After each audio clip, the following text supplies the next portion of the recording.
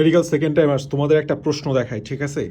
তোমরা যে এই যে বলো যে ভাই আসলে মেডিকেলের কোশ্চেন কই থেকে করা হয়, কই থেকে করা হয়, কিংবা বুঝতেছি না আসলে ভাই যে পড়া ঠিক হইতেছে কিনা।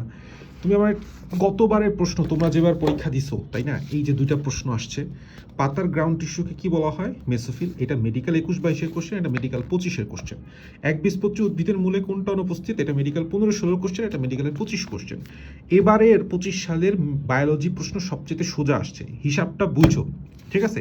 একটা অধ্যায় একদম পরাপর জাস্ট টিচার কি করছে, দুইটা প্রশ্ন দেখছে, তার পছন্দ হয়েছে, সে দিয়ে দিছে। এবং এই প্রশ্নগুলাই ঘুরায় পেঁচায়, এই টপিকগুলাই ঘুরায় পেঁচায় তোমার 70-80% মার্ক ক্যারি করবে।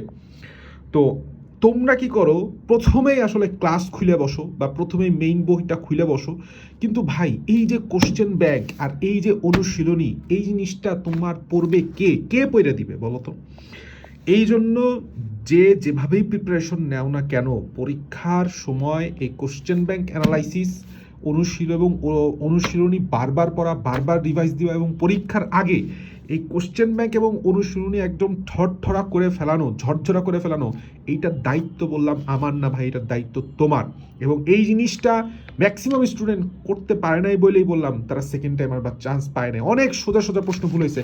আমি তোমাকে একটা কোশ্চেন দেখো, উদ্ভিদ সাহিত্যত্ব দেখো, উদ্ভিদ সাহিত্যতে একটা প্রশ্ন হয়েছে কি, এই যে শ্বসন থেকে একটা প্রশ্ন হয়েছে, এই পাশে দেখো, এটা হচ্ছে মেডিকেল 24-এর প্রশ্ন, মেডিকেল 20-21-12-13 দুইবার এসে গেছে।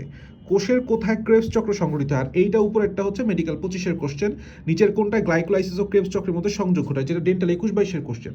তাহলে এই টপিকগুলা ঘুরায় পেঁচাই বললাম আসবে, অথচ তোমরা হইতেছে মানে উল্টা পাল্টা সব কিছু তুমি পড়বা, অ্যাকচুয়ালি আলটিমেটলি শেষে এসে রিভিশন দিতে পারবা না, সবগুলায় ফেলাই দিবা। কি রিভিশন দিতে হবে? সহজ জিনিস, important topic, question bank, medical question bank, BCS এর প্রশ্ন, ইম্পর্টেন্ট জিকের প্রশ্ন, ইম্পর্টেন্ট যে টপিকগুলো আছে, এবং অনুশীলনীর প্রশ্ন। অনুশীলনীর প্রশ্ন পুরা ভইরে ফেলাইতে হবে, মানে মুখস্থ করে ফেলাইতে হবে, অন্য কোনো কথা এর মাঝখানে রাখা যাবে না। কোশ্চেন ব্যাংক এবং অনুশীলনী প্রশ্ন ব্যাংক, যারা পড়ো না বা পড়তে সমস্যা হয়, যারা ভাবো যে অনুশীলনী আসবে না, গতবার বলা হয়েছিল, তাদের জন্য এক বদনা সমবেদনা।